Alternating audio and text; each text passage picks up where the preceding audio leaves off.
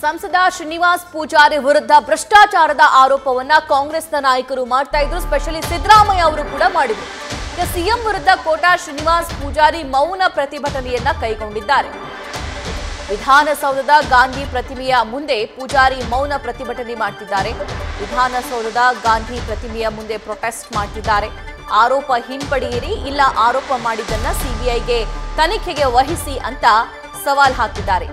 ಭಿತ್ತಿ ಪತ್ರವನ್ನ ಪ್ರದರ್ಶಿಸಿ ಸಂಸದರಿಂದ ಮೌನ ಪ್ರತಿಭಟನೆ ವಿಧಾನಸೌಧದ ಗಾಂಧಿ ಪ್ರತಿಮೆ ಮುಂಭಾಗ ಆಗ್ತಾ ಇದೆ.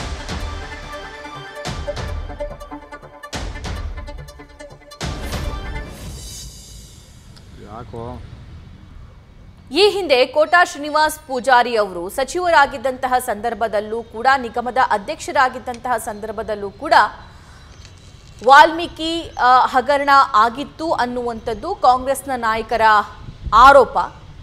ಈಗ ವಾಲ್ಮೀಕಿ ನಿಗಮದ ಹಗರಣ ಕೇಳಿ ಬರ್ತಾ ಇದ್ದಂತೆ ಬಿಜೆಪಿ ಸರ್ಕಾರದಲ್ಲಿ ಏನೆಲ್ಲ ಹಗರಣಗಳು ಆಗಿತ್ತು, ಏನೆಲ್ಲ ಆರೋಪಗಳು ಕೇಳಿ ಬಂದಿದ್ವು, ಅದರ ಬಗ್ಗೆ ಕಾಂಗ್ರೆಸ್ನ ನಾಯಕರು ಈಗ ಮುಗಿ ಬೀಳ್ತಾ ಇದ್ದಾರೆ. ಅದರಲ್ಲಿ ಕೋಟಾ ಶ್ರೀನಿವಾಸ್ ಪೂಜಾರಿ ಅವರ ವಿರುದ್ಧ ಕೇಳಿ ಬಂದಂತಹ ಭ್ರಷ್ಟಾಚಾರದ ಆರೋಪ ಕೂಡ ಹೌದು. ಸೊ ಈಗ ಆ ಆರೋಪವನ್ನ ಹಿಂದೆ ಪಡೆಯಿರಿ, ಇಲ್ಲ ಅದನ್ನ ಸಿಬಿಐಗೆ ವಹಿಸಿ ಅಂತ ಹೇಳಿ ಫ್ಲೆಕ್ ಕಾರ್ಡ್ಸ್ಗಳನ್ನ ಪ್ರದರ್ಶಿಸ್ತಾ ವಿಧಾನಸೌಧದ ಗಾಂಧಿ ಪ್ರತಿಮೆ ಮುಂಭಾಗ ಕೋಟಾ ಶ್ರೀನಿವಾಸ್ ಪೂಜಾರಿ ಅವರು ಮೌನ ಧರಣಿಯನ್ನ ನಡೆಸ್ತಾ ಇದ್ದಾರೆ.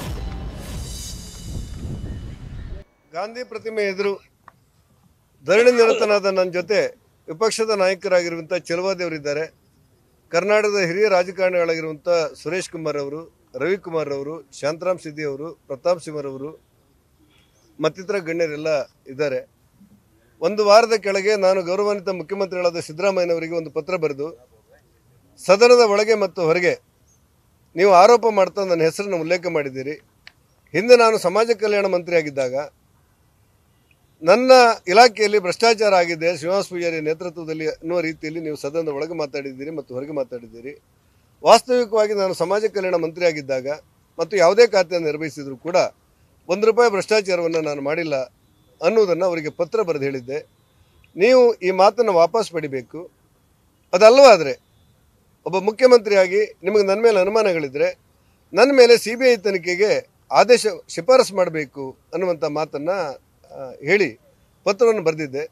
ಒಂದು ವೇಳೆ ನೀವು ನಿಮ್ಮ ಮಾತನ್ನು ವಾಪಸ್ ಪಡೆಯದೇ ಇದ್ದರೆ ಮತ್ತು CBI ತನಿಖೆ ಮಾಡಲಿಕ್ಕೆ ಆದೇಶವನ್ನು ಅಥವಾ ಶಿಫಾರಸನ್ನು ಮಾಡದೇ ಇದ್ದರೆ ವಿಧಾನಸೌಧದ ಮತ್ತು ವಿಕಾಸಸೌಧದ ಮಧ್ಯದಲ್ಲಿರುವಂಥ ಗಾಂಧಿ ಪ್ರತಿಮೆ ಎದುರು ನಾನು ಧರಣಿ ಕೂತ್ಕೊಳ್ತೇನೆ ಅನ್ನುವಂಥ ಮಾಹಿತಿಯನ್ನು ಕೂಡ ಅವರಿಗೆ ಒದಗಿಸಿದ್ದೆ.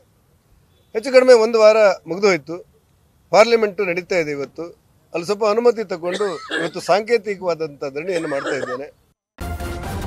ನ್ಯೂಸ್ ಫಸ್ಟ್ ನಿರ್ಭೀತಿಯಿಂದ ನಿಮ್ಮ ಪರವಾಗಿ.